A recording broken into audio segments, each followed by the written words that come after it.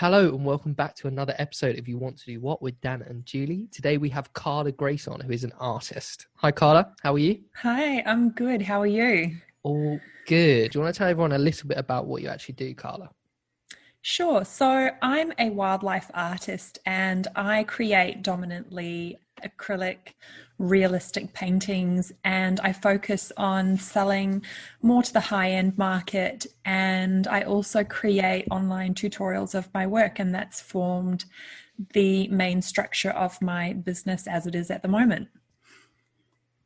So where did this love of art come from?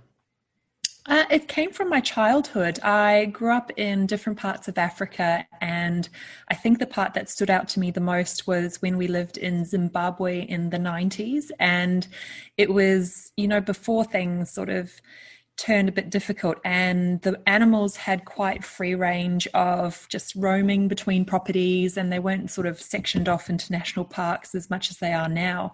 So our property actually had a lot of elephants that would often move through it, and buffaloes, and the lawn would ended right in the lake, and so we would have hippos and crocodiles, and those sort of interactions were quite normal for us. So I just always grew up loving wildlife. It just always was a part of me, and so that's come out through what I've chosen to focus my brand on. And your skill of art of hyper realistic animals is quite impressive. Where did you sort of develop those skills? Were you taught them? Was it self-taught? What was it's all your self-taught. Yeah. My grandma is a painter, so she does landscapes with oil painting, and I guess I've always just really admired her. And she gave me one lesson when I was 7, and it was about copying a vase in the middle of the dining room table. And I did it really well. And she sort of looked at me and she was like, "You don't really need me." And so I just sort of took that as you're good, keep drawing. And I've always drawn, and I've always tried to get it as close to realistic as possible. I think it's just the challenge of it, to make something look alive. And I've loved it. I've tried to do other forms of painting, like abstract and more expressive stuff, and it just frustrates me. I just can't do it. So realistic work is The hyper realistic art is that I'm always in awe of people that can do that. Believe it or not, we actually did that vase lesson. Why is it always a vase? Yeah, we did that, didn't we? It's always a vase. Mine was terrible. I don't know. It looked deformed somehow. But I just don't understand how you can make it look so realistic. Like on your Instagram, there's some one of an elephant and one of a tiger. I think you've recently done. The two it looks rhinos. like a photo. It's amazing. Thank you. And Thank you. It's just lots of layers. All I can say. It's just. Do you sort of do you have a picture of what you copy, or is it just your mind just creates an image? I have no creativity in my mind when it comes to imagining detail, so I always work from photographs. Okay. So I can zoom in and zoom out. So I always have a computer screen next to my canvas, and I work from that. I would love to work from life, but I think that's a tall order. Yeah. So you always had this passion for art, and you realised you were quite good at it naturally. But why did you actually decide to go into it as an industry? I think it sort of slowly chose me. It's one of those things that I just kept doing, and then people started to offer me payment for like drawing their kids or their pets. And just slowly over the years, so I started doing commissions when I was like 16, 17. And then just as I grew older and better at what I was doing, people just started to pay me more and started to ask me what I was working on, they're interested. And so it just grew. And then eventually I dropped out of art school. I did try and study, but I eventually just decided that, this is what I'm meant to be doing with what my natural ability is. So did you sort of always tailor your time at school towards becoming an artist and getting into art school? No, not at all. Art doesn't pay the bills. It's a fairly risky career choice. I I wanted to be anything from a vet to a fireman to a doctor. I didn't know what I wanted to do. But art was always what I was good at. So my choice to actually become an entrepreneur at the end of the day, like as an artist, but I still run a business, that was something that grew on its own. I wasn't raised to be entrepreneurial or, an independent woman that would like strike out on her own. That just sort of happened naturally as I grew up and got a bigger understanding for what I wanted. So obviously, you sell your art, but how was it to actually create the business around selling your art? Did you struggle with that? Did you get help anywhere? Yeah, so initially I just started Googling what I needed to do to be able to sell my art and do commissions legally. So setting up as a sole trader. And then I sort of just studied each stage of the growing that sort of idea and becoming this little small business manager and making an income. I just studied it as I went along. My husband, when we first started dating, he was just excited by the whole thing. So I had support from the start to do, whatever I could imagine I could do, really, because this industry doesn't actually have any rules. Like what works for me probably won't work for another artist. So it's really interesting to see how many different variations there are of achieving, a successful career in the art world. So yeah, a slow progress of figuring it out, trial and error. And what's an average day like for you? Are you up early starting to paint, or how does it work? Before kids or after kids? You can do both. Before do kids? now. Okay, well, before kids, it was a lot more focused on painting, and I would be able to put a lot more hours into actually sitting down at an easel and creating the artwork. I would be able to do a massive painting in a week, and now doing that same painting would take me 3 weeks. So now my day looks like getting up, feeding Emily, usually playing with her for a couple hours, and then she goes down for a nap, and then during the hours where she's sleeping, I'm in the studio trying to paint as quickly and precisely as possible. When she's awake, I'm doing more admin role tasks and things that I can do that are interactive with her as well. So even though I wish that this job was more focused on painting, it's actually a bit of a split between painting and then actually running the business. So doing your marketing and like web design, videography and video editing, like all the background stuff that goes into creating the content that you need to promote your work. It takes up almost as much time as painting. So yeah. I think when we sort of came across your Instagram, I thought one of the things that was really cool was you putting out advice to other artists to help them. And is that part of your sort of your marketing philosophy as well? Putting this stuff out, hopefully people will come to your Instagram page and find your work. Yeah, that all came from, I think, years of frustration with seeing just really poor habits in the art community of artists and people that look at the art world from the outside. And I've gotten to a stage now where people are asking me questions about those topics, and rather than giving like long or inadequate answers to individual people, I decided I'm going to take the most common questions that I'm asked and actually create really informative videos. And it sort of has a twofold effect. It means that people will be able to trust what I'm teaching them because they're able to see it on a free format. And then I also have like some tutorials where I teach my process behind what I'm actually doing, which is all self-taught.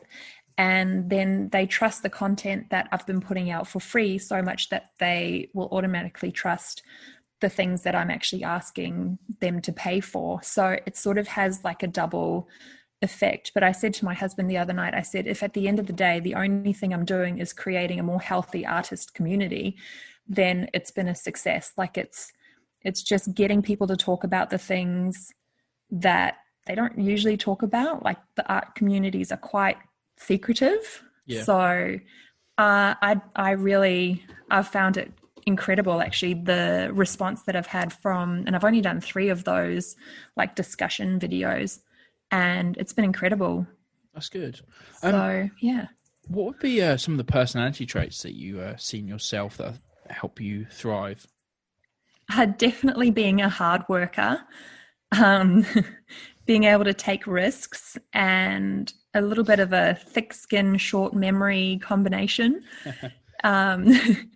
Being able to take the punches, like roll with the punches, and also be proactive about, you know, areas where you identify a shortcoming or identify an area where you could improve, like being able to actually take that in your stride and say, I'm actually going to do something about this.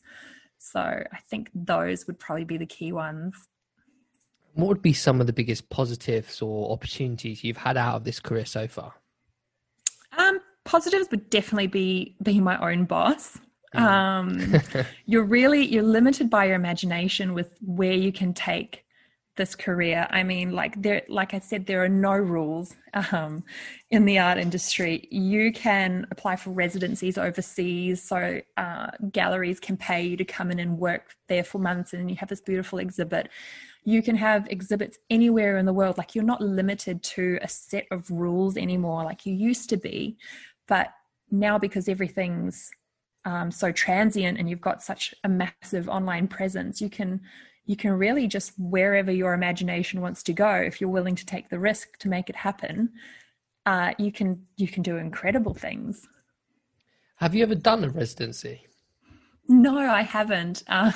It's just all sort of happened very quickly. So I've only been an artist like professionally for about 5 years now. And my life within the last 5 years, I've moved from New Zealand to Australia and then across different states within Australia about 3 times, and then got married, and then having a child. And so just my life hasn't been in a prime residency stage, but I would definitely love to. Like, I'm excited by the idea of working internationally. So how do residencies work? You just go to a gallery and actually just work there for a while? So it depends on the setup.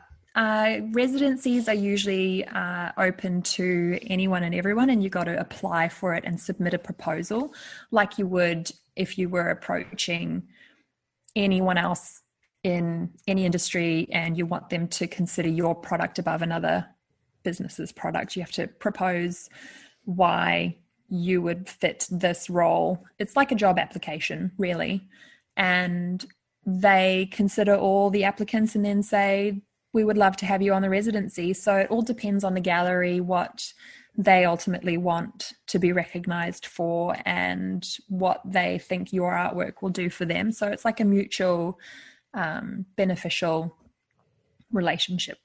Really. And your work, is it commission based? As in, do you generally have people come to you and say, can you paint this? Or do you just paint what you want and then sell that? It used to be more commission based, but lately, like the past 2-3 years, it's been dominantly my own original artwork, because commissions, even though they're a guaranteed sale, it's still someone else's ideas and someone else's inspiration. So I'll do commissions now, but I'm very selective about the commissions that I do. They've really got to reflect my brand image as well as just really interest me. So I'm very lucky to be in that because you're going to spend a couple of weeks on it. So yeah.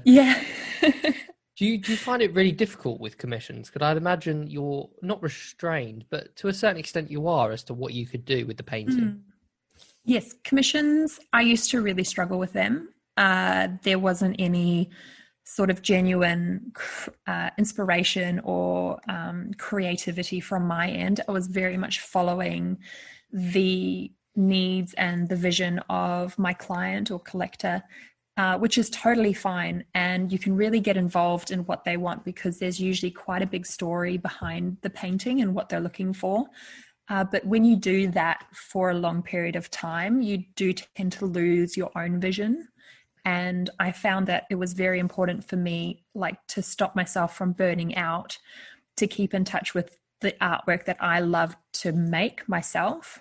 And so I just needed to start doing more of that rather than just focusing on getting as many commissions as possible. How are you going about building your brand? Obviously, you know, you've got some amazing inspiration from your time in Africa and I imagine New Zealand as well. And how are you sort of sculpting this all into the wildlife brand? That's an interesting question. It happens so slowly. I think building my brand and sort of really discovering, you know, what it actually looks like in reality versus in my head. It takes a lot of time and a lot of trial and error. Like, I have my core vision and it's making wildlife breathe through art. So I've always wanted people to feel the animals as if they were in the room. So if what I've created doesn't do that, it's failed my vision and I won't do anything with that painting. So I just have to stick to that core purpose. And I've found that the brand is sort of building itself. It's gaining momentum around that main desire that I have for my artwork. And I believe if I just stick with that core value and allow it to grow around that, I'll see incredible things. And I might not be able to predict where it can go or how it will look, but where it is now is exactly what I love about it. When you're sort of feeling like you've got no real sort of inspiration, what are some of the things you go to do and look for? That's a really interesting topic that a lot of people ask me about. Like, mostly, how do I stay inspired? And honestly, I'm very rarely inspired to actually sit down and paint, especially these days because I'm so tired. Being a mum and having another one on the way. So I'm at the stage now, I just have to make myself do the work. And once I start painting, I start creating, the love and the Zen mode that comes with this creative process, it flows naturally. So it's just a physical put myself in front of the easel, open the palette, get the paintbrush and start sort of a thing. So it seems very unromantic, but that's literally what I have to do. Yeah. What are some of the less favorable aspects of the industry and the career? I think it can be quite isolating at times because I am dominantly based at home. A lot of artists will work in like a shared studio space, so it's not the same for everyone. But for me, just where I'm at, I work from home, and so I only have my own company and a 1-year-old. And keeps you busy. You know, that it is busy, but it is also isolating. So I think that is probably the main drawback I've found.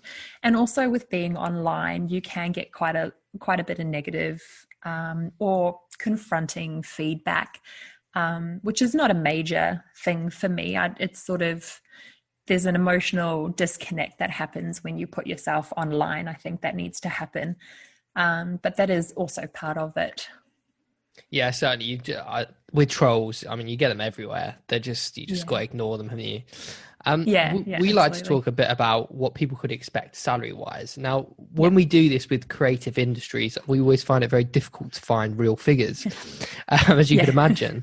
But we sort of managed to nail it down to, in the UK, certainly, people can earn from as little as £5,000 for their work up to sort of, into the tens of thousands. But the average figure we came down to was about £20,000 GDP, which is about $40,000 over there in Australia. Does that sort of sit right with your experiences and people you know within the industry? Yeah, well, most people I know actually within the industry have a supplementing job. So they actually do their art part-time. So having a minimum wage, so maybe, about that 40,000 a year would be, I think, a realistic expectation.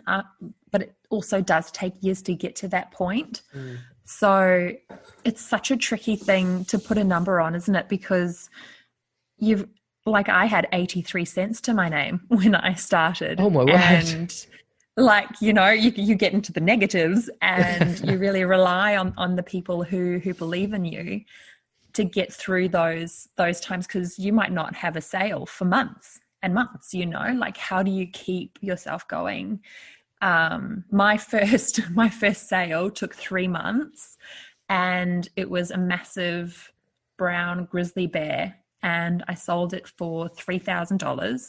Wow. And it was at 10 o'clock at night, and I woke my husband up and I said, "You're not going to believe it, I've sold the bear." And it's like, from that point, I had this belief in what I could do, and that people actually wanted to invest in it as well. So, I mean, you can start in the negative as an income, which is terrible. It's terrifying. And you can end up in the millions. You've got artists who are absolutely off the scale. So it's really, really hard. To put an average number on it. But I think, if you are able to make a minimum wage, you're doing really well. Obviously, art's subjective. And so how does someone price their own art to then be sold? It's so tricky. Oh man, that's another good question that people ask me. Pricing for me, so what I did at the start was I based the value of the artwork on the time that it took me.